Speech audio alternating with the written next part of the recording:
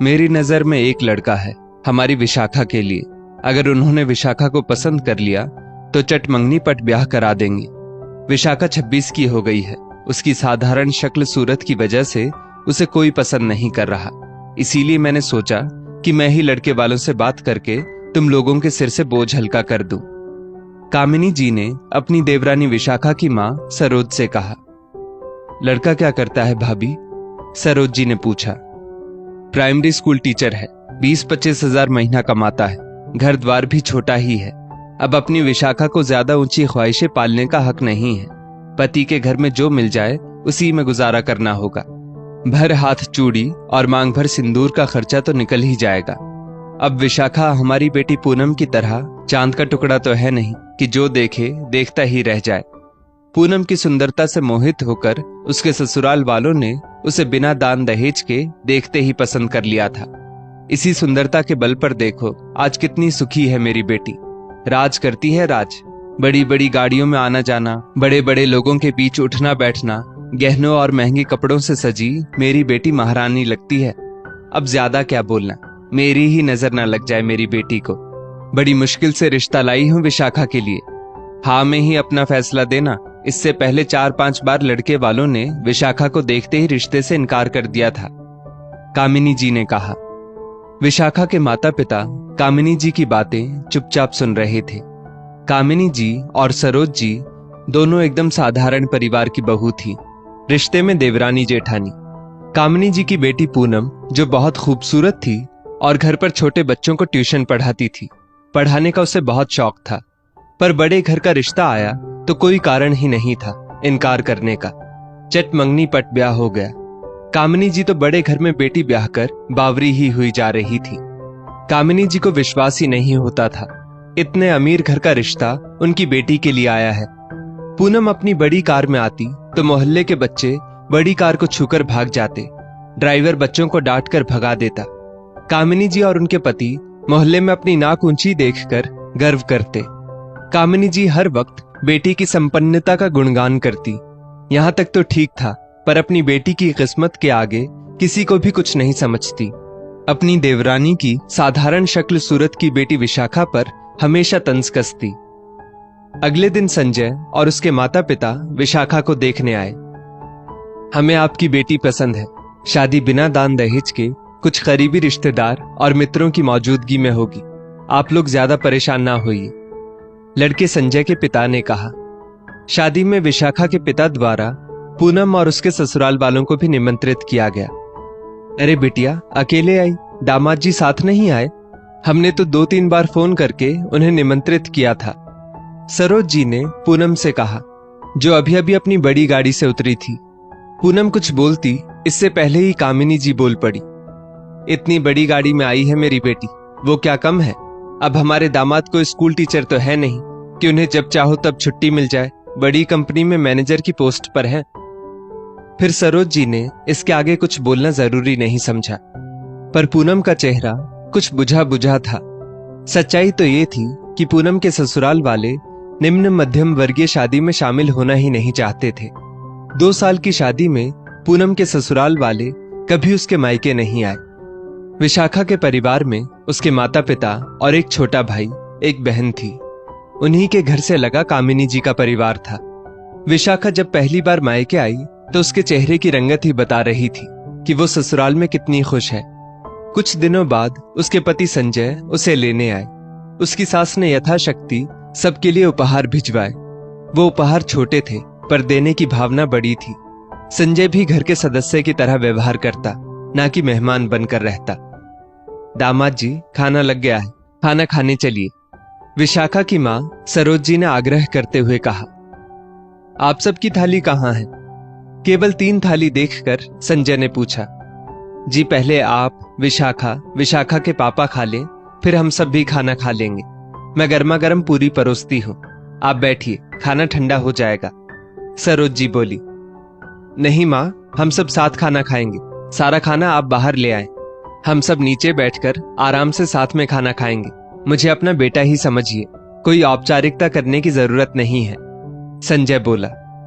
विशाखा पति के सहज व्यवहार से बहुत खुश होती है। वहां कामिनी जी भी मौजूद थी। तभी खाना खाने के बाद विशाखा अपनी माँ की मदद करने किचन में जाती है। फटाफट बर्तन मांजने लगती है। उसे देखते ही कामिनी जी ने तंज कसा। हाँ, ससुराल में भी बर्तन मांजने की आदत छूटी नहीं होगी, काम वाली तो होगी नहीं वहां। तेरे लिए तो मायके ससुराल की परिस्थिति में कोई अंतर ही नहीं, इसलिए मायके में भी लग गई काम में। जी बड़ी मम्मी, ससुराल जाकर भी मुझे लगता ही नहीं कि मैं ससुराल में हूँ। बिल्कुल अपने घर की तरह लगता है। हर बात की स्वतंत्रता। वहां भी मेरी सास मेरी माँ की तरह मेरी पसंद का पूरा ख्याल रखती है, साथ बिठाकर खाना खिलाती है।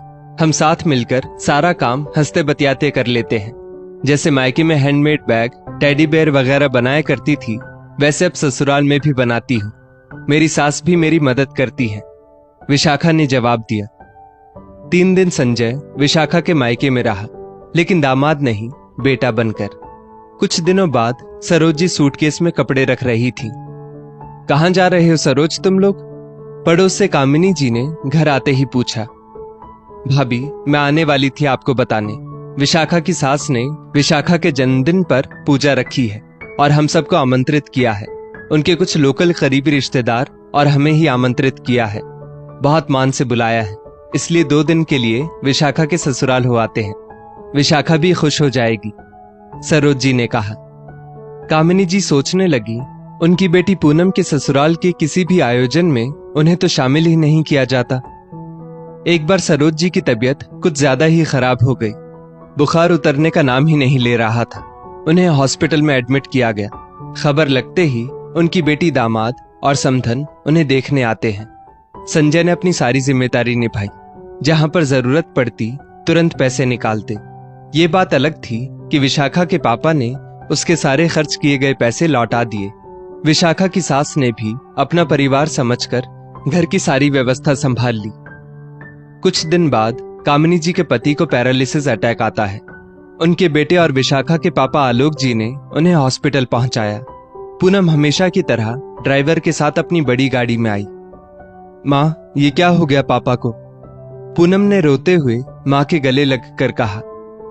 डॉक्टर देख रहे हैं, जल्दी ही ठीक हो जाएंगे तेरे पापा। तेरे ससुराल वाले कितने अच्छे हैं, बड़ी गाड़ी में भेज दिया मेरी बच्ची को, कामिनी जी बोली।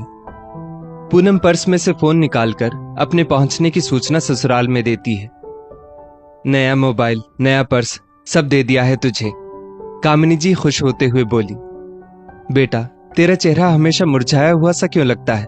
क्या कमी है तुझे ससुराल में जो हमेशा नीरस सी दिखती है? कामिनी जी ने पूनम से पूछा। मम्मी, आपको मेरे ससुराल की शानो शौकत तो दिखाई दे रही है, परंतु बेटी का दुख कभी दिखाई नहीं दिया। पूनम माँ के सामने बिलक पड़ी। माँ, मेरे पास महंगे पर्स हैं, पर मुझे 1 रुपया भी बिना इजाजत खर्च करने की आजादी नहीं। महंगी गाड़ी तो दे दी, पर मेरे साथ मेरे गरीब मायके आने को कोई तैयार नहीं।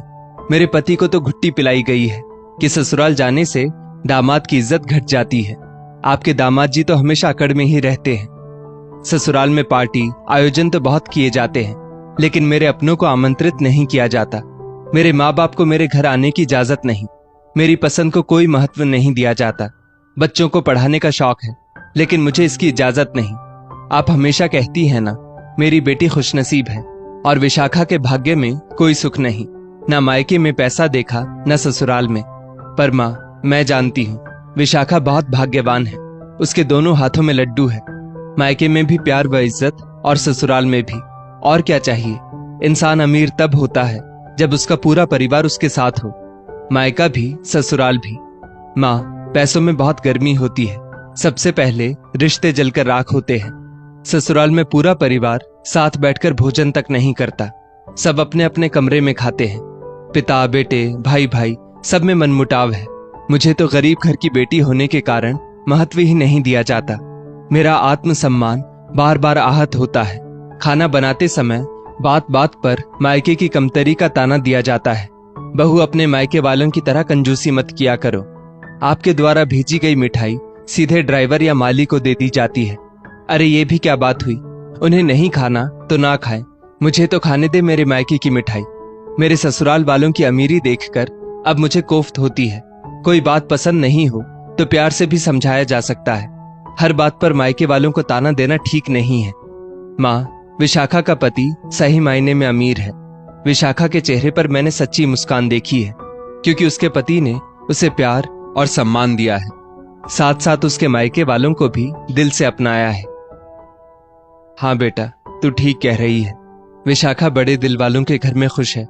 खुशियों को पैसे से नहीं तोलना चाहिए, कामिनी जी ने कहा। दोस्तों, सिर्फ अमीर घर में शादी करने से बेटी को संसार के सारे सुख नहीं मिल जाते। अगर ससुराल में बेटी को सम्मान व अपनापन मिले तो वो कम में भी खुश रहकर बरकत ला देती है।